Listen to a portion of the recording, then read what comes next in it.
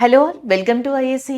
So, ఈరోజు important current affairs ఏవైతే ఉన్నాయో అవి వాటి రిలేటెడ్‌గా ఉన్న కాన్సెప్ట్ అండ్ ఇంకా ఏమైనా జీకే పాయింట్స్ ఉంటే అవి కూడా డిస్కస్ చేద్దాం ఫస్ట్ నుంచి. సో, ఇక్కడ కరెంట్ అఫైర్ వచ్చేటప్పటికి మనకి ఒక ఇంటర్నేషనల్ ఆర్గనైజేషన్‌కి సంబంధించి మనకొక కాన్సెప్ట్ తెలుస్తది. అలాగే ఇంటర్నేషనల్ ఆర్గనైజేషన్‌కి సంబంధించిన జీకే పాయింట్ కూడా అర్థమవుతది. ఒకసారి ఇక్కడ చూడండి.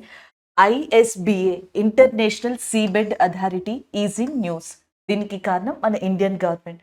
ఇండియన్ గవర్నమెంట్ లేదా భారతదేశ ప్రభుత్వం రీసెంట్‌గా ఇంటర్నేషనల్ సీబెడ్ అథారిటీని అప్రోచ్ అయ్యుండే. Recently Indian government is approached international seabed authority. దీని యొక్క హెడ్ క్వార్టర్స్ వచ్చేటప్పటికి జమైకాలో లొకేట్ అయ్యి ఉంది. Railway exams, CDS, food corporation of India ఇలాంటి ఎగ్జామ్స్‌లో డైరెక్ట్‌గా ఎయిదర్ మిమ్మల్ని అబ్రివియేషన్ అడుగుతారు. ఐఎస్‌బీఏ అంటే ఏంటి? International seabed authority. దీని హెడ్ క్వార్టర్స్ ఎక్కడుంది? జమైకాలో. ఇప్పుడు చూద్దాం. ఇండియన్ గవర్నమెంట్ దీన్ని అప్రోచ్ అవ్వడం వల్లే ఇది మనకి న్యూస్‌లోకి వచ్చింది. అది ఎందుకు? ఏ పర్పస్ కోసం అంటే for rights to explore Indian ocean.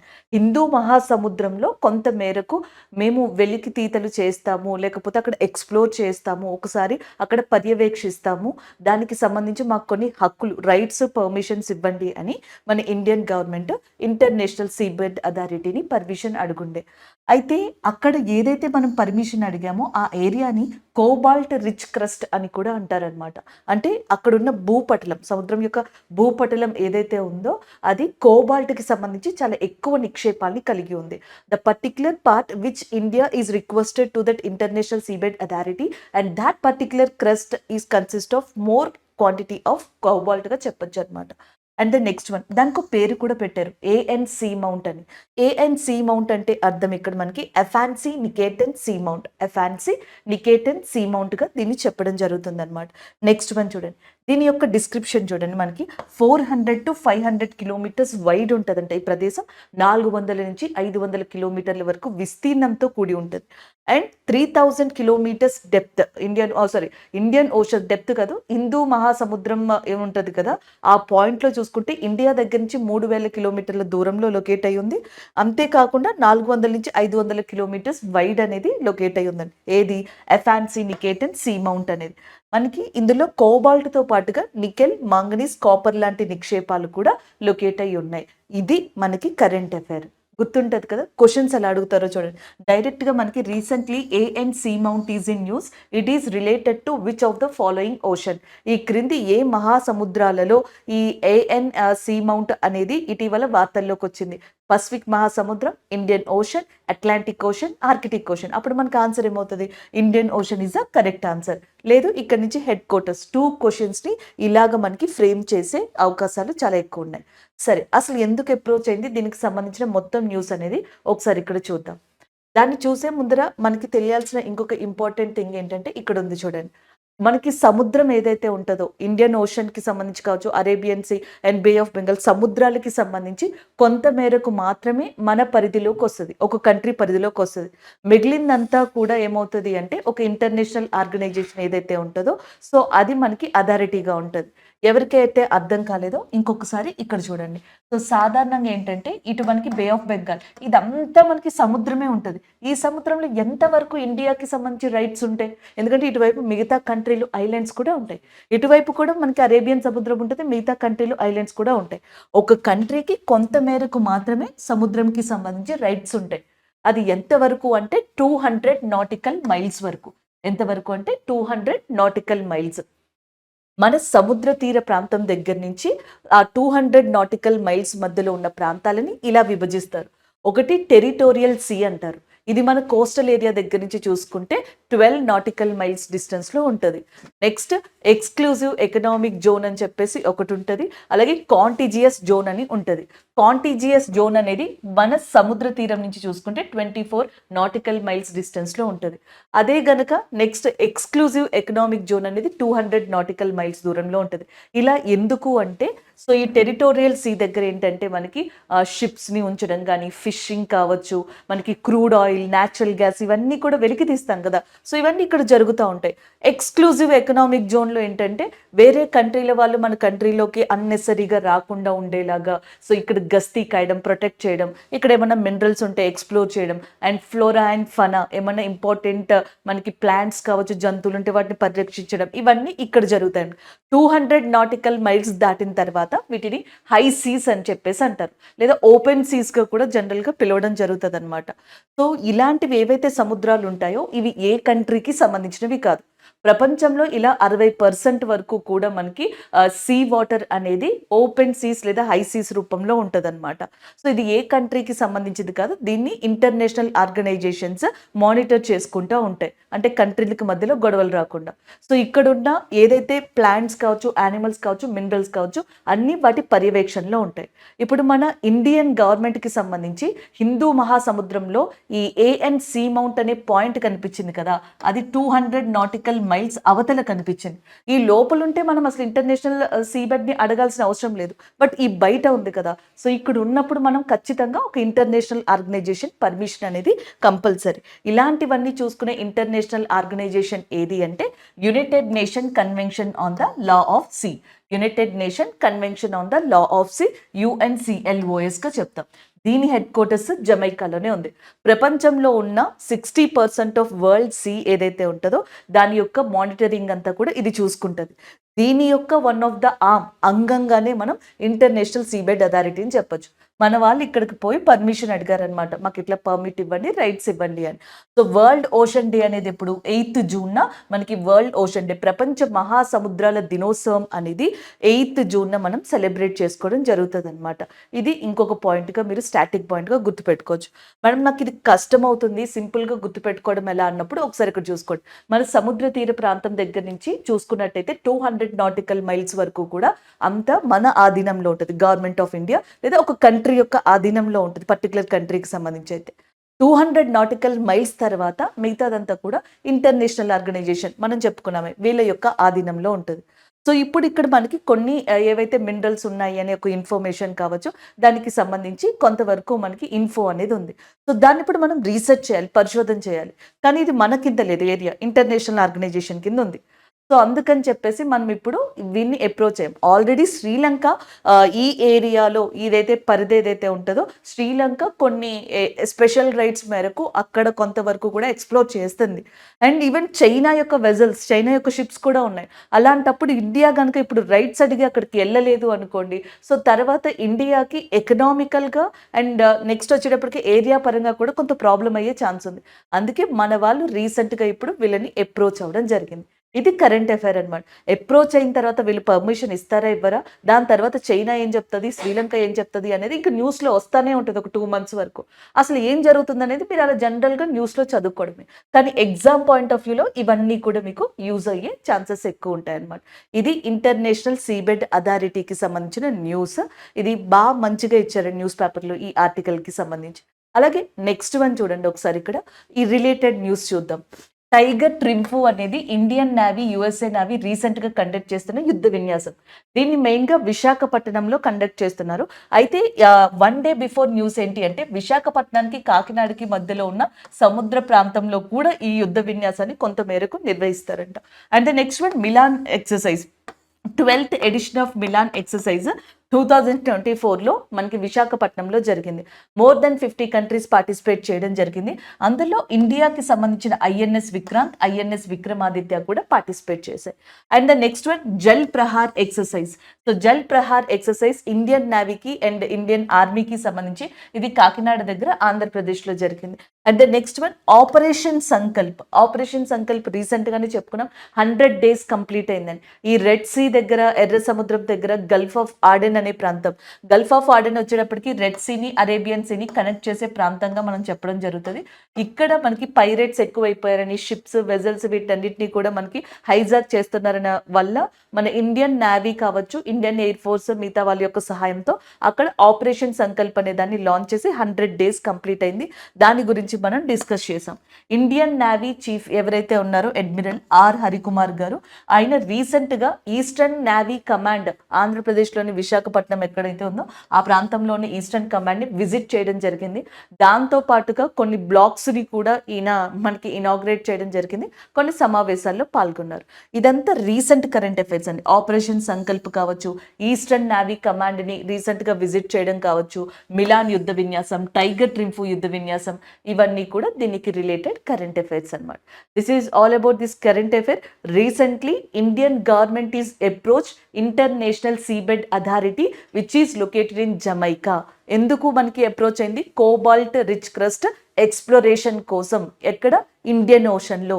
So ఇది మనకి ఓవరాల్గా సంబంధించిన కరెంట్ అఫైర్గా చెప్పొచ్చు. నెక్స్ట్ వన్ చూద్దాం. So next current affair again మనకి ప్లేస్కి సంబంధించింది ఇండియాలో, బట్ చాలా వరకు కూడా మనకి స్టాట్ ఇన్ఫర్మేషన్ దీంట్లో కవర్ అవుతుంది. ఒకసారి ఇక్కడ చూద్దాం. The border road organization connected a strategic Nimu, Padum and Darcha road in Ladakh. Nimu, Padum and Darcha Ladakh ఏదైతే రోడ్డు ఉంటుందో అది కంప్లీట్ అయిపోయింది. బోర్డర్ రోడ్ ఆర్గనైజేషన్ దాన్ని కంప్లీట్ చేసింది. అది అప్డేట్ అన్నమాట. ఈ అప్డేట్ నుంచి ఎగ్జామ్లో చాలా వరకు మనం స్టాటిక్ జీకే పాయింట్స్ని కవర్ చేయొచ్చు. ఈవెన్ కరెంట్ అఫైర్ని కూడా చూడొచ్చు. ఒకసారి చూడండి, మనకి న్యూస్లో ఉన్న ఆర్గనైజేషన్ పేరు బోర్డర్ రోడ్ ఆర్గనైజేషన్. సో ఇది ఒకటి.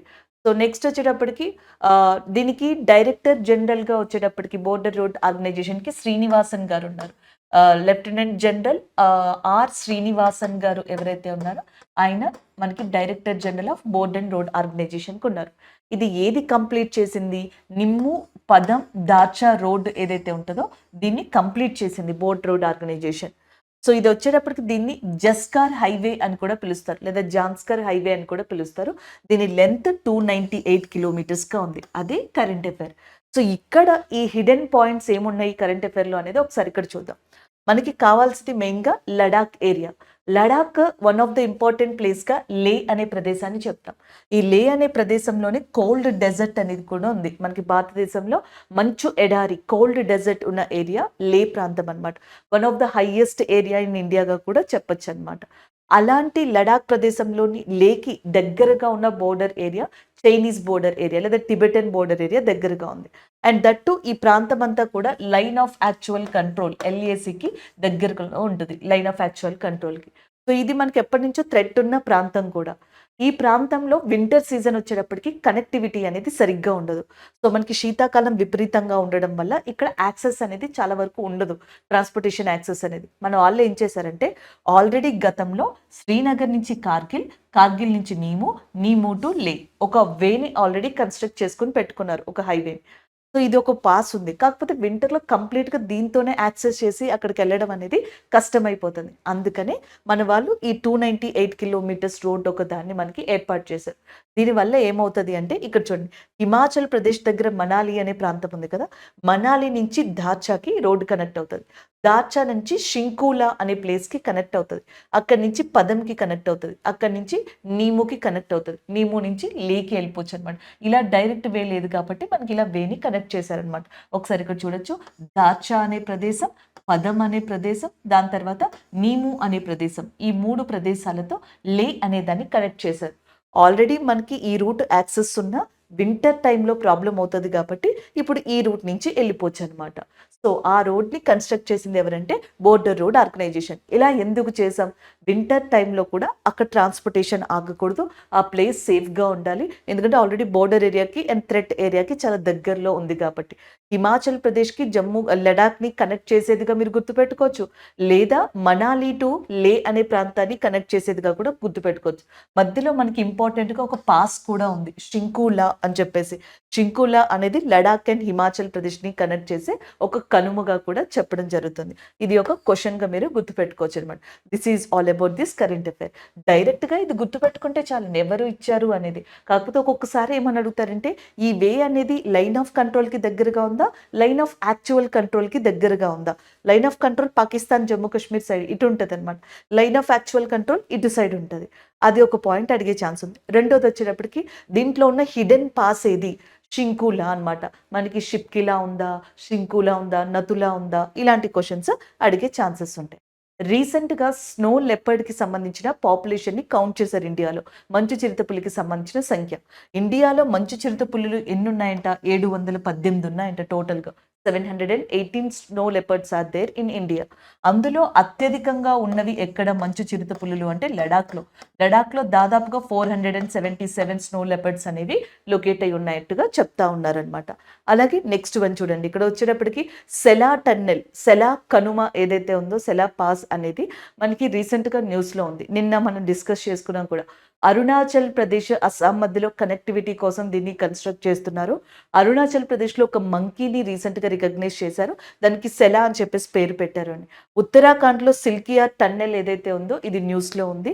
దానికి సంబంధించి ఎలక్టోరల్ బాండ్స్, ఎస్బీఐకి సంబంధించి ఒక పాయింట్ చెప్పుకున్నాం. అలాగే హైదరాబాద్ బేస్డ్ ఇంజనీరింగ్ కంపెనీ గురించి ఒక పాయింట్ చెప్పుకున్నాం. 41 లేబర్ ఎవరైతే ఉన్నారో మనకి వర్క్ ఫోర్స్ వాళ్ళు అక్కడ 16 days ఇరుక్కుపోయారని చెప్పుకున్నాం. ఉత్తరాఖండ్లో ఉంది అని అది ఒక న్యూస్ రిపీట్ చేసుకోవచ్చు అనమాట. These are all about that.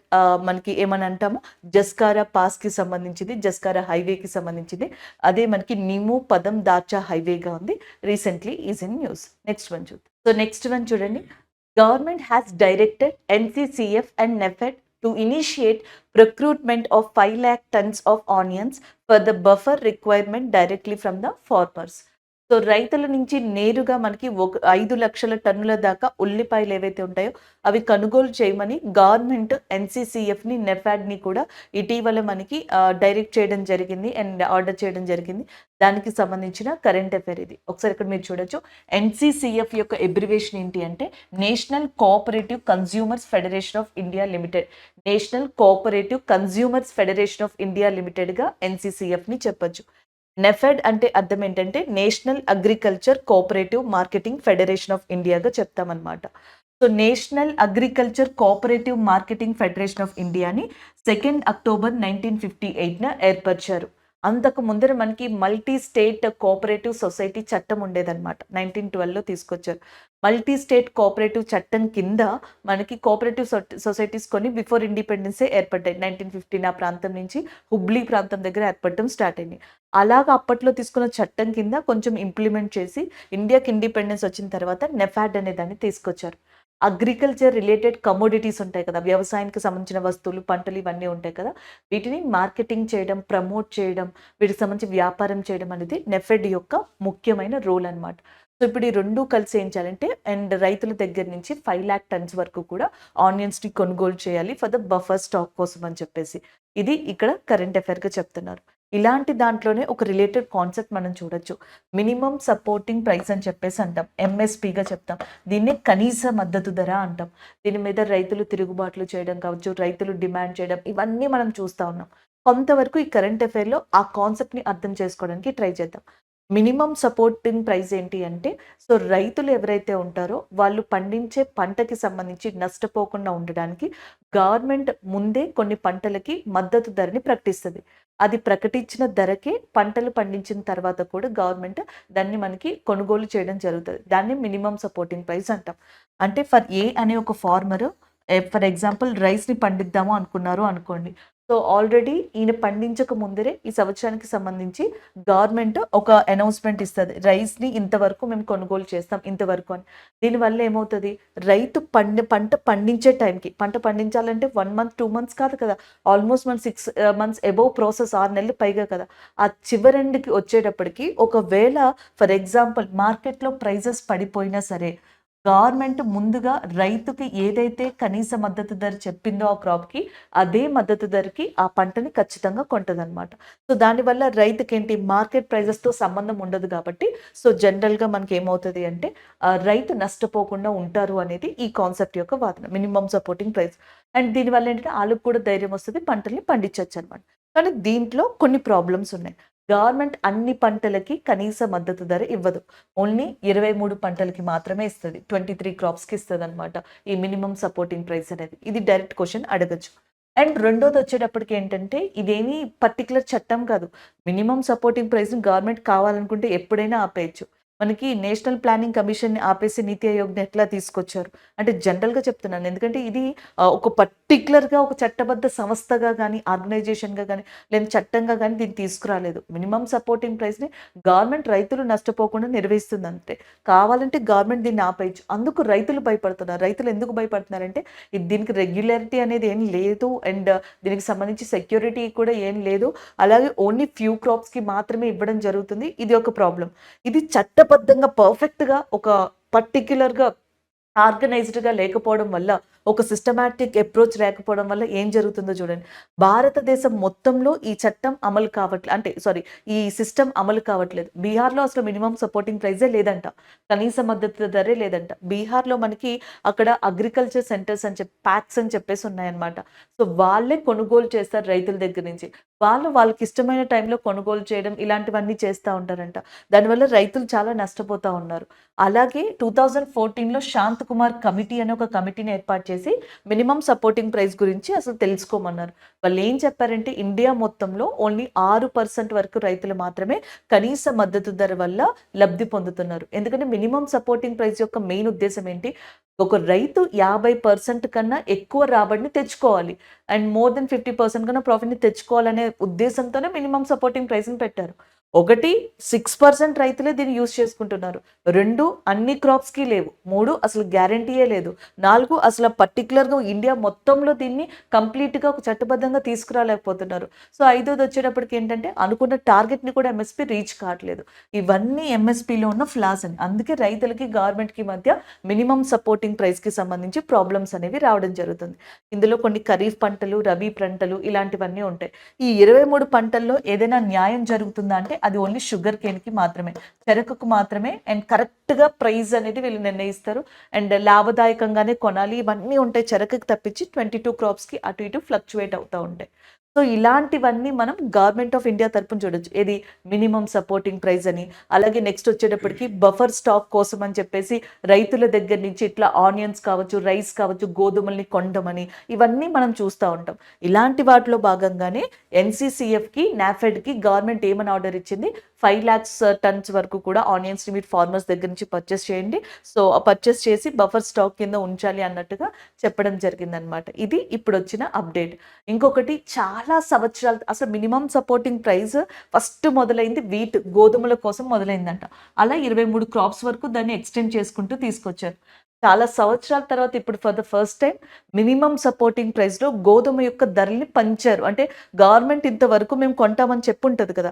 దాని మీద ఇంకొంచెం రేట్‌ని మనకి పెంచడం జరిగింది for the first time for wheat కోసం అని చెప్పేసి. అది కూడా ఇప్పుడు ప్రెజెంట్ వచ్చిన ఒక అప్డేట్ అండి. This is all about this current affair. Next one చూద్దాం. సో, నెక్స్ట్ వన్ చూడండి. వరల్డ్ థియేటర్ డే అనేది ఎవ్రీ ఇయర్ 27th మార్చ్‌న సెలబ్రేట్ చేసుకోవడం జరుగుతుంది. 1962లో 1962లో ఫస్ట్ టైం దీన్ని స్టార్ట్ చేశారనమాట. దీని యొక్క థీమ్ వచ్చేటప్పటికి theatre and culture of piece. Theatre and culture of piece అనేది మనకి మెయిన్‌గా దీని యొక్క ఇతివృత్తాంతంగా ఉందన్నమాట. అంటే నెక్స్ట్ దీన్ని ఎవరు ఎస్టాబ్లిష్ చేశారు అంటే ఐటీఐ, ఇంటర్నేషనల్ థియేటర్ ఇన్‌స్టిట్యూషన్. దీని యొక్క హెడ్ క్వార్టర్స్ పారిస్, ఫ్రాన్స్‌లో ఉంది. యునెస్కో యొక్క హెడ్ క్వార్టర్స్ కూడా అక్కడే ఉంది. ఇంటర్నేషనల్ థియేటర్ ఇన్‌స్టిట్యూట్ యొక్క హెడ్ క్వార్టర్స్ కూడా అక్కడే ఉంది. నిన్న కరెంట్ అఫైర్ డిస్కస్ చేసినప్పుడు ఒక కరెంట్ అఫైర్‌లో ఫస్ట్ కరెంట్ అఫైర్‌లో world wildlife day March 4th అని నేను అక్కడ మెన్షన్ చేశాను. దాన్ని సెర్చ్ చేసుకోండి. అది మార్చ్ 3rd అనమాట. అలాగే నెక్స్ట్ వచ్చేటప్పటికి ఈ రోజుకి సంబంధించి వరల్డ్ థియేటర్ డే అనేది 27th మార్చ్‌న. ఫారెస్ట్ డే అనేది ఎప్పుడు మనకి 21st అనమాట ఫారెస్ట్‌కి సంబంధించి. అలాగే వాటర్‌కి సంబంధించి ఏది వరల్డ్ వాటర్ డే అనేది 22nd మార్చ్. అలాగే 23rd మార్చ్ వచ్చేటప్పటికి వరల్డ్ మీటరలాజికల్ డేగా కూడా చెప్పొచ్చనమాట. సో, అవి ఒకసారి జనరల్‌గా చూసుకోండి. 21st, 22nd, 23rd ప్రపంచ వాతావరణ మెటరలాజికల్ డే ప్రపంచ వాతావరణానికి సంబంధించిన దినోత్సవం, అలాగే నీటి దినోత్సవం అండ్ ఫారెస్ట్ డే అనేది వరల్డ్ వైల్డ్ లైఫ్ డే నేను మార్చ్ 4 చెప్పాను. బట్ అది మార్చ్ 3 సరి చేసుకోండి. అండ్ 27th మార్చ్ వచ్చేటప్పటికి world theatre day, international theatre institute head quarters వచ్చేటప్పటికి ప్యారిస్, ఫ్రాన్స్‌లో ఉంది. అండ్ ఫ్రాన్స్ యొక్క ప్రైమ్ మినిస్టర్ గుర్తుంటారు కదా, గాబ్రియల్ అటెల్. ఫ్రాన్స్ యొక్క ప్రెసిడెంట్ వచ్చేటప్పటికి ఎవరండి? సో, మనకి ఎవరున్నారు? ఇమాన్యుయల్ మ్యాక్రాన్ గారు ఉండడం జరిగింది. ఫ్రాన్స్ ఈ సంవత్సరం 2024లో ఆ అధ్యక్షుడు జాన్ 26th రిపబ్లిక్ డేకి గెస్ట్‌గా కూడా రావడం జరిగింది. ఫ్రాన్స్ యొక్క అత్యున్నత పురస్కారం చెవీలియర్. సో దాన్ని 2023లో నరేంద్ర మోదీ గారు అందుకుంటే 2024లో శశి థరూర్ గారికి దాన్ని ప్రకటించడం జరిగింది. అంతేకాకుండా భూటాన్కి సంబంధించిన హైయెస్ట్ అవార్డ్ డ్రూక్ ఏదైతే ఉందో ఆ అవార్డుని కూడా రీసెంట్ గా నరేంద్ర మోదీ గారు అందుకోవడం జరిగింది. ఆయన 2 days విజిట్ ఏదైతే భూటాన్ చేశారో ఆ టైంలో. So next one election commission కి సంబంధించి ఆల్రెడీ మీకు తెలుసు ఎలక్షన్ కమిషన్ డిఫరెంట్ క్యాంపెయిన్స్ ని నిర్వహిస్తుంది. ఈ నేపథ్యంలోనే ఎల్డర్లీ పీపుల్ ఎవరైతే ఉన్నారో వాళ్ళకి అండ్ పీడబ్ల్యూడిఎస్ అంటే ఫిజికల్ గా మనకి ఎవరైతే డిజేబుల్డ్ పీపుల్ ఉన్నారో అంగవైకల్యం కలిగిన వాళ్ళు కావచ్చు, ఇలాంటి వాళ్ళ కోసం ఎస్పెషల్లీ పీడబ్ల్యూడిఎస్ వాళ్ళ కోసం భారత ప్రధాన ఎన్నికల కమిషన్ అనేది సాక్ష్యం యాప్ అనే దాన్ని లాంచ్ చేసింది అనమాట. సో ఈ యాప్ కింద కొన్ని ఫెసిలిటీస్ని ఇవ్వడం జరుగుతుంది. అది ఏంటి అంటే ఒకటి, సో మనకి ఎవరైతే ఫిజికల్లీ డిజేబుల్డ్ పీపుల్ అంగవైకల్యం కలిగిన వాళ్ళు దివ్యాంగులు ఎవరైతే ఉన్నారో సో వాళ్ళకి ఎలక్షన్స్ టైంకి ఆ ఓటింగ్ సెంటర్ దగ్గర మనకి వీల్ చైర్ కానీ వాళ్ళకి కావాల్సిన సహాయాన్ని కానీ అందిస్తుంది. అంతేకాకుండా ఎలక్షన్ కమిషన్ ఏమని అనౌన్స్ చేసిందంటే 85 years ఏజ్కి పైబడిన వాళ్ళు and who consist of greater than 85 years age, అది ఒకటి. అండ్ నెక్స్ట్ వచ్చేటప్పటికి 40% పీడబ్ల్యూడిఎస్ అంతకన్నా ఎక్కువ కలిగి ఉన్న వాళ్ళు, అంగవైకల్యం 40% అంతకన్నా ఎక్కువ కలిగి ఉన్న వాళ్ళు, వీళ్ళు డైరెక్ట్గా ఇంటి నుంచే సెక్యూర్డ్గా ఓటు వేసేలాగా ఒక సిస్టమ్ని కల్పిస్తామని కూడా చెప్పడం జరిగింది. సో ఇదే దీనికి సంబంధించిన కరెంట్ అఫైర్ అనమాట. అండ్ అంతకు ముందర మీరు చూడొచ్చు మనకి ఎవరైతే ఫిజికల్లీ డిజేబుల్డ్ పీపుల్ కోసం అని చెప్పేసి అంగవైకల్యం కలిగిన వాళ్ళకి మనకి అవేర్నెస్ తీసుకురావడానికి, ఎన్నికల గురించి అవగాహన కల్పించడానికి నేషనల్ ఐకాన్గా ఏది ఈ పీడబ్ల్యూడిఎస్కి సంబంధించి నేషనల్ ఐకాన్గా శీతల్ దేవి గారు ఎవరైతే ఉన్నారో ఆమెని ఎంచుకోవడం జరిగిందనమాట. And sports person of the year 2023 ఏమో నీరజ్ చోప్రా గారు, sports person of the year female వచ్చేటప్పటికేమో శీతల్ దేవి గారు అనమాట. సో అది ఇంకొకటి. అండ్ శీతల్ దేవి గారికి అర్జున్ అవార్డు కూడా వచ్చింది ఈ సంవత్సరం. నెక్స్ట్ కేవైసీ యాప్ని కూడా ఎలక్షన్ కమిషన్ లాంచ్ చేసింది, నో యువర్ క్యాండిడేట్ అని చెప్పేసి. అంటే మనం ఎవరినైతే ఎన్నుకోబోతున్నామో, ఎవరైతే నామినేట్ అయ్యి ఉన్నారో, సో ఎవరైతే మనకి నామినేషన్స్ చేశారో ఎలక్షన్స్లో వాళ్ళకి సంబంధించి క్రైమ్ రికార్డ్ ఏంటి, వాళ్ళకి సంబంధించిన రికార్డ్స్ అన్నింటినీ కూడా మనం చూడొచ్చు. అలాగే నెక్స్ట్ వచ్చేటప్పటికి assured minimum facilities in schools permanently. So ఈ ఎలక్షన్ సందర్భంగా స్కూల్స్, గవర్నమెంట్ స్కూల్స్ ఏవైతే ఉంటాయో వాటికి కొన్ని ఫెసిలిటీస్ని ఖచ్చితంగా కంప్లీట్గా ఎప్పుడు ఉండేలాగా ప్రొవైడ్ చేయడం, డ్రింకింగ్ వాటర్, షెల్టర్, సన్లైట్ పర్ఫెక్ట్గా వచ్చేలాగా ఇవన్నీ. ఎందుకంటే మ్యాక్సిమం మనకి గవర్నమెంట్ స్కూల్స్నే ఈ పోలింగ్ బూత్స్ కింద ఎంచుకుంటారు కదండి, ఓటింగ్ సెంటర్స్ కింద. సో అటు వాళ్ళకి యూజ్ అవుతుంది, ఇటు స్కూల్స్కి కూడా యూజ్ అయ్యేలాగా దీన్ని తీసుకొస్తుంది. అలాగే హిమాచల్ ప్రదేశ్లో మిషన్ 414 అనే దాన్ని కూడా మనకి తీసుకురావడం జరిగింది క్యాంపెయిన్ని. అలాగే మేరా పెహ్లా ఓట్ దేశ్ కే లియే అనే క్యాంపెయిన్ని కూడా స్టార్ట్ చేసింది. రాజ్ కుమార్ హిరానీ అనే ఒక డైరెక్టర్తో కోఆప్ అయ్యి ఎలక్షన్ కమిషన్ ఆఫ్ ఇండియా ఒక షార్ట్ ఫిలింని కూడా రూపొందిస్తుంది, మై ఓట్ మై డ్యూటీ అనే షార్ట్ ఫిలిం అనమాట. అలాగే నేషనల్ ఓటర్స్ డే అనేది 25th Jan సెలబ్రేట్ చేసుకుంటాం. ఎందుకంటే 1950 25th Jan మనకి ఎలక్షన్ కమిషన్ అనేది అమల్లోకి వచ్చింది. Republic day 26th Jan, but 25th Jan మనకి ఎలక్షన్ కమిషన్ అమల్లోకి వచ్చింది. అందుకనే ఈ 25th Jan అనేది ఓటర్ల దినోత్సవం లేదా నేషనల్ ఓటర్స్ డే కింద సెలబ్రేట్ చేసుకుంటాం. కాకపోతే ఇక్కడ ఏంటి అంటే మనం ఓటర్స్ డే అనేది ఎప్పుడు తీసుకొచ్చామంటే 2011లో. యాక్చువల్గా మనకి ఈ ఎలక్షన్ కమిషన్ వచ్చిన ఇయర్లో, కానీ ఆ ఇయర్ నుంచే మనం ఓటర్స్ డేని సెలబ్రేట్ చేసుకోలేదు. 2011లో దీని ఇంపార్టెన్స్ గుర్తించి అప్పటి నుంచి ఎవ్రీ ఇయర్ కూడా 25th Jan ఓటర్స్ డే కింద సెలబ్రేట్ చేసుకుంటున్నాం.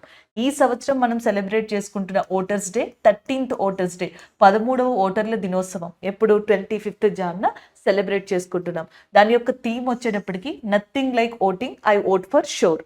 Nothing like voting, I vote for sure అనేది థీమ్ లేదా ఇతివృత్తాంతంగా ఉంది. ఎన్నోసారి జరుపుకుంటున్నామంటే 13వసారి. ఎప్పుడు జరుపుకుంటామంటే 25th Jan.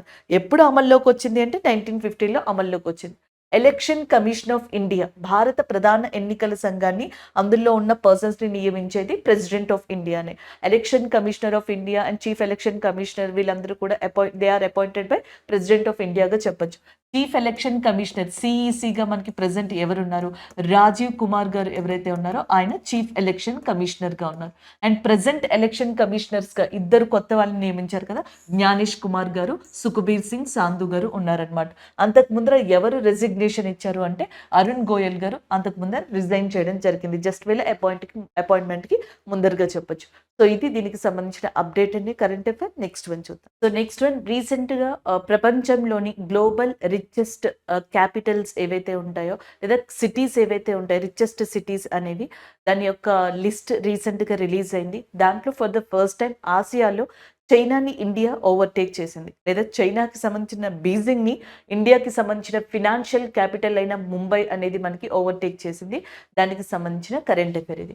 Hurun research institute ఏదైతే ఉందో అది రీసెంట్గా గ్లోబల్ రిచ్ లిస్ట్ 2024 ప్రపంచ ధనిక జాబితా ఏది సిటీస్కి సంబంధించి రీసెంట్గా ఇచ్చింది. దాంట్లో న్యూయార్క్ అనేది టాప్లో ఉంది. అండ్ న్యూయార్క్లో 119 బిలియనియర్స్ ఉన్నారు. 119 బిలియనియర్లు న్యూయార్క్లోనే టాప్లో ఉంది. లండన్ 97th సెకండ్ పొజిషన్లో ఉంది. ఫస్ట్ పొజిషన్లో న్యూయార్క్, సెకండ్ పొజిషన్లో లండన్, థర్డ్ పొజిషన్లో మనకి ముంబై ఉంది. అంటే ఇండియా ఉంది థర్డ్ పొజిషన్లో 92 బిలియనియర్స్.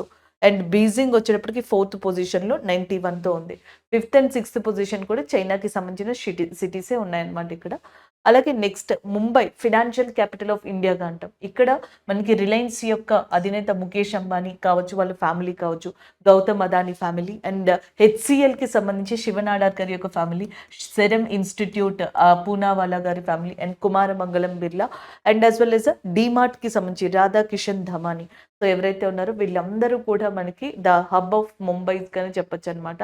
అండ్ అలాంటి ముంబై ఏరియా వీళ్ళ అంటే ఇదే మనకి లిస్ట్ ఆల్మోస్ట్ 92 దాకా బిలియనియర్స్ని కలిగి ఉంది. అందుకే ఇప్పుడు మనకి ఏషియాలో టాప్ బిలియనియర్ సిటీ ఏది అంటే ముంబై. ప్రపంచంలో థర్డ్ పొజిషన్లో ఉంది. ఫస్ట్ పొజిషన్లో న్యూయార్క్ అండ్ సెకండ్ పొజిషన్లో లండన్ అనేవి ఉన్నాయి. అదే ఇక్కడ కరెంట్ అఫైర్ అనమాట. నెక్స్ట్ వన్ చూద్దాం. నెక్స్ట్ సైన్స్ అండ్ టెక్నాలజీకి సంబంధించిన current affair. International astronomical union approves Shivshakti as a Chandrayaan 3 landing site name. So మనందరికీ తెలిసిందే చంద్రయాన్ 3ని సక్సెస్ఫుల్గా ఇండియా లాంచ్ చేయగలిగింది. లాంచ్ చేసిన ప్లేస్కి ఇండియా శివశక్తి అనే ఒక ప్లేస్ నేమ్ని ప్రపోజ్ చేసిందనమాట. సో దాన్ని ఇంటర్నేషనల్ ఆస్ట్రానమికల్ యూనియన్ ఏదైతే ఉందో అంతర్జాతీయ సంస్థ రికగ్నైజ్ చేసింది. అంటే అంతర్జాతీయ వ్యాప్తంగా గుర్తింపు పొందింది. ఒకసారి ఇది చూద్దాం. శివశక్తి అనేది దేనికి సంబంధించింది అంటే చంద్రయాన్ 3కి సంబంధించింది.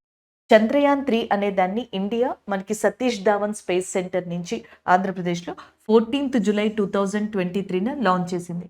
అది చంద్రుడి యొక్క దక్షిణ ధ్రువం సౌత్ పోల్ మీద ఎప్పుడు ల్యాండ్ అయింది అంటే 23rd ఆగస్ట్ 2023 ల్యాండ్ అవ్వడం జరిగిందనమాట. చంద్రుడి మీదకి ఇప్పటి వరకు సాఫ్ట్ ల్యాండింగ్ చేసిన కంట్రీలు 5. There are 5 countries which are done a soft landing on మూన్గా చెప్పొచ్చు. అందులో ఒకటి రష్యా, ఇంకొకటి యుఎస్ఏకి సంబంధించిన నాసా, అండ్ మన India, and as well China space agency, Japan. ఈ 5 కూడా సాఫ్ట్ ల్యాండింగ్ అంటే స్పేస్ క్రాఫ్ట్ దాన్ని ఉన్న ఏవైతే ఇన్స్ట్రుమెంట్స్ ఉన్నాయో ఏవి డ్యామేజ్ అవ్వకుండా సో మనకి ఆ అనుకున్న టార్గెట్ని ల్యాండ్ అవ్వడం అండ్ స్మూత్గా రీచ్ అవ్వడం అనమాట. సో అలాంటిదే మనం కూడా చేసాం. మనం ఎస్పెషల్లీ చంద్రుడి యొక్క దక్షిణ ధ్రువం దగ్గరికి వెళ్ళాం. ఇలా వెళ్ళిన కంట్రీ కూడా ఫస్ట్ కంట్రీ ఇండియానే, సౌత్ పోల్ దగ్గరికి వెళ్ళింది. ఆ ప్లేస్ ఎక్కడైతే ల్యాండ్ అయ్యామో దానికి శివశక్తి అని మనం పేరు పెడితే దాన్ని ఇంటర్నేషనల్ ఆస్ట్రానమికల్ యూనియన్ అప్రూవ్ చేసింది. అంతేకాకుండా గతంలో చంద్రయాన్ 2 అనే దాన్ని 22nd జూలై 2019 లాంచ్ చేసాం. చంద్రయాన్ 1 అనే దాన్ని 22nd అక్టోబర్ 2008 లాంచ్ చేసాం. 2003లో అటల్ బిహారీ వాజ్పేయి గారి టైంలో అనుకున్నాం చంద్రయాన్ 1 అనే దాన్ని మనం ప్రారంభించాలి, లాంచ్ చేయాలని. కానీ రష్యా యొక్క in and out entries and as well as discussions వల్ల 2008 వరకు డిలే అయిపోయి 2008లో మనం లాంచ్ చేసాం. 19లోనేమో ఇది, 23లోనేమో చంద్రయాన్ 3ని లాంచ్ చేసాం. చంద్రయాన్ 3లో ల్యాండర్ అండ్ రోవర్ని యూజ్ చేసాం కదా. ల్యాండర్ పేరు వచ్చేటప్పటికేమో విక్రమ్ అండ్ రోవర్ పేరు వచ్చేటప్పటికి ప్రజ్ఞ. అండ్ 23rd ఆగస్ట్ అనేది ఏదైతే ఉందో సో దాన్ని వచ్చేటప్పటికి మనం నేషనల్ స్పేస్ డే జాతీయ అంతరిక్ష దినోత్సవం నేషనల్ స్పేస్ డే కింద మనం ఏ డేని ప్రకటించడం జరిగింది అంటే 23rd ఆగస్ట్ ప్రకటించడం జరిగింది. అండ్ నేను ఇందాక చెప్పినట్టుగా ఇంటర్నేషనల్ ఆస్ట్రానమికల్ యూనియన్ అనేది ప్యారిస్ ఫ్రాన్స్లో లొకేట్ అయ్యి ఉంది. ఇస్రోకి చంద్రయాన్ 3 వల్ల 2 అవార్డ్స్ వచ్చాయి. 2023లో team of the year award అనేది రావడం జరిగింది ఇస్రో టీమ్కి చంద్రయాన్ 3కి సంబంధించి. రీసెంట్గా యుఎస్ఏలో ఏవియేషన్ వీక్ లారియెంట్ అవార్డు అనేది కూడా ఇస్రోకి రావడం జరిగిందనమాట. సో ఇది ఓవరాల్గా ఈ కరెంట్ అఫైర్కి సంబంధించిన information. So next current affairs international astronomical యూనియన్కి సంబంధించింది. ఇంటర్నేషనల్ ఆస్ట్రానమికల్ యూనియన్ ఒక ఆస్ట్రాయిడ్కి జయంతి మూర్తి గారి పేరు పెట్టింది. ఇండియన్ సైంటిస్ట్ అయిన ప్రొఫెసర్ జయంత్ మూర్తి గారి పేరుని ఇంటర్నేషనల్ ఆస్ట్రానమికల్ యూనియన్ ఒక ఆస్ట్రాయిడ్ కి పెట్టడం జరిగింది. ఆ ఆస్ట్రాయిడ్ అంటే గ్రహ శకలం పేరు వచ్చేటప్పటికి మనకి 2005 EX296 గా ఉందన్నమాట. సో దీన్ని ఇప్పుడు నేమ్ చేంజ్ చేసి జయంత్ మూర్తి ఆస్ట్రాయిడ్ గా పేరు మార్చడం జరిగింది. సో ఇది మనకి ముఖ్యంగా ఈ ఆస్ట్రాయిడ్ వచ్చేటప్పటికి 3.3 ఇయర్స్ వన్స్‌కి ఒకసారి మనకి విజిబుల్ అవుతది అని ఇలాంటి ఇన్ఫర్మేషన్స్ అన్ని దీనికి సంబంధించి ఉన్నాయి. బట్ పర్టిక్యులర్‌గా అయితే నేను ఇక్కడ ఏది మెన్షన్ చేయట్లేదు. జస్ట్ సింపుల్‌గా ఇక్కడ మనకి హైలైట్ ఇదే అవుతది కాబట్టి దీన్ని గుర్తుపెట్టుకుంటే సరిపోతది. సో ఇది యాక్చువల్‌గా పీక్ నేషనల్ అబ్జర్వేటరీ యూఎస్ఏకి సంబంధించిన వాళ్ళు ఐడెంటిఫై చేశారు ఈ ఆస్ట్రాయిడ్‌ని. వాళ్ళు దీనికి అంటే ఇంటర్నేషనల్ ఆస్ట్రానమికల్ యూనియన్ ద్వారా జయంత్ మూర్తి గారి నేమ్‌ని దీనికి ఇచ్చారు. దీనికి కారణం ఏంటి అంటే నాసా న్యూ హారిజన్ మిషన్ అని చెప్పేసి ఒకటి స్టార్ట్ చేసిందంట. New horizons mission. New horizons mission వచ్చేటప్పటికి ఇందులో ఏమవుతుంది అంటే ప్లూటో ఉంది కదా! 2015లో ప్లూటోకి సంబంధించి ఈ మిషన్‌ని లాంచ్ చేసింది నాసా. సో, ఆ మిషన్ కోసం జయంత్ మూర్తి గారి యొక్క ఏదైతే రీసెర్చ్ కావచ్చు, కాంట్రిబ్యూషన్ కావచ్చు చాలా ఉందంట. అందుకనే ఇప్పుడు ఈ ఆస్ట్రాయిడ్‌కి జయంత్ మూర్తి గారి పేరుని పెట్టారు. గతంలో కూడా మన ఇండియన్ సైంటిస్ట్‌లైన ప్రొఫెసర్ వైను బాపు అండ్ జేసీ భట్టాచార్య గారి పేర్లను కూడా ఆస్ట్రాయిడ్స్‌కి పెట్టడం జరిగింది. అలాగే ఇప్పుడు మన జయంత్ మూర్తి గారి పేరుని దీనికి పెట్టడం జరిగిందనమాట. This is all about this update అండి. Next one. సో రీసెంట్‌గా ఆస్ట్రేలియన్ గ్రాండ్ ప్రిక్స్ అనేది జరిగింది. సో దీంట్లో మనకి కార్లెస్ సనీజ్ అనే person Spanish racing driver. So ఈయన మనకి విన్ అవ్వడం జరిగింది. మ్యాక్స్ వెర్స్టెపెన్ కూడా దీంట్లో పార్టిసిపేట్ చేశారు. ఫార్ములా 1 రేసింగ్ ఉంటది చూసారా? ఇందులో వన్ ఆఫ్ ద లెజెండరీగా మ్యాక్స్ వెర్స్టెపెన్ అని చెప్పొచ్చు. లూయిస్ హామిల్టన్, మ్యాక్స్ వెర్స్టెపెన్ ఇలాంటి పర్సన్స్ అనమాట. సో వీళ్ళే ఎక్కువగా రన్నర్ అండ్ విన్నర్‌గా ఉంటారు మాక్సిమం. 2022-23లో చూడొచ్చు కూడా మీరు. అయితే ఈసారి ఆస్ట్రేలియన్ గ్రాండ్ ప్రిక్స్‌లో ఫర్ ద ఫస్ట్ టైమ్ ఫెరారీకి సంబంధించిన కార్లోస్ సెనీజ్ అనే పర్సన్ రావడం జరిగింది. ఎగ్జాక్ట్‌గా ఈ రేస్ జరగక ముందర 2 వీక్స్ ముందర ఈయనకి సర్జరీ అయిందంట. బట్ అది అయినా సరే అండ్ ఈయన దీంట్లో పార్టిసిపేట్ చేయడం అండ్ గ్రాండ్ ప్రిక్స్‌ని గెలుచుకోవడం అనేది వన్ ఆఫ్ ద గ్రేటెస్ట్ విక్టరీగా చెప్తున్నారు ఇప్పుడు. మ్యాక్స్ వెర్స్టెపెన్ ఆస్ట్రేలియన్ గ్రాండ్ ప్రిక్స్‌కి రిటైర్మెంట్‌ని ప్రకటించారు రీసెంట్‌గా. సో ఇందులో పార్టిసిపేట్ చేశారు బట్ విన్నర్ అవ్వలేదు. అండ్ ఇది అయిపోయిన తర్వాత ఈయన రిటైర్మెంట్‌ని కూడా ప్రకటించడం జరిగింది ఈ గ్రాండ్ ప్రిక్స్‌కి సంబంధించి. So this is all about this update. Next one చూద్దాం. ఈరోజు ఏవైతే కరెంట్ అఫైర్స్ డిస్కస్ చేసామో వాటి రివ్యూ చూద్దాం. ఒకటి ఇంటర్నేషనల్ సీబెడ్ అథారిటీకి సంబంధించి ఒకటి డిస్కస్ చేసాం. దీని యొక్క హెడ్ క్వార్టర్స్ గుర్తుపెట్టుకోండి జమైకా. నీము, పదం, దార్చా లేకపోతే జస్కార్ హైవే ఈ రీసెంట్‌గా బోర్డర్ రోడ్ ఆర్గనైజేషన్ కంప్లీట్ చేసింది. లడాఖ్‌కి సంబంధించింది. ఎన్‌సీసీఎఫ్, నెఫెడ్ కలిసి ఆనియన్స్‌కి సంబంధించి ప్రొక్యూర్మెంట్ ఏదైతే ఉందో అది న్యూస్‌లో ఉంది. వరల్డ్ థియేటర్ డే అనే దాని గురించి మనం డిస్కస్ చేసాం 27th మార్చ్ అదని. నెక్స్ట్ సాక్ష్యం యాప్ ఏదైతే ఉందో election commission of India launch చేసింది. గ్లోబల్ రిచ్ లిస్ట్ 2024లో టాప్‌లో New York city, second London, third Mumbai ఉన్నాయి. ఏషియాలో అయితే టాప్ మనకి ముంబైయే. శివశక్తి అనేది చంద్రయాన్ 3 ల్యాండ్ అయిన ప్లేస్ అనమాట. దానికి ఇండియా పేరు పెట్టింది అట్లా. అయితే దాన్ని ఇంటర్నేషనల్ ఆస్ట్రానమికల్ యూనియన్ ఏదైతే ప్యారిస్ హెడ్ క్వార్టర్స్‌గా ఉందో అది కూడా యాక్సెప్ట్ చేసిందనమాట. జయంత్ మూర్తి గారు ప్రొఫెసర్ జయంత్ మూర్తి గారు సైంటిస్ట్ ఈయన పేరుని ఒక ఆస్ట్రాయిడ్‌కి మనకి రీసెంట్‌గా ఇవ్వడం జరిగింది. అది కూడా ఐఏయూనే ఇచ్చింది. ఆస్ట్రేలియన్ గ్రాండ్ ప్రిక్స్ రీసెంట్‌గా జరిగింది. కార్లెస్ ఇందులో విన్నర్‌గా ఉన్నారనమాట. మ్యాక్స్ వెర్స్టెపెన్ వచ్చేటప్పటికి ఆస్ట్రేలియన్ గ్రాండ్ ప్రిక్స్‌కి ఈ ఈవెంట్ తర్వాత రిటైర్మెంట్‌ని కూడా అనౌన్స్ చేయడం జరిగింది. సో ఇవి ఓవరాల్‌గా ఈరోజు మనం డిస్కస్ చేసుకున్న కరెంట్ అఫైర్స్ అండి. Thank you.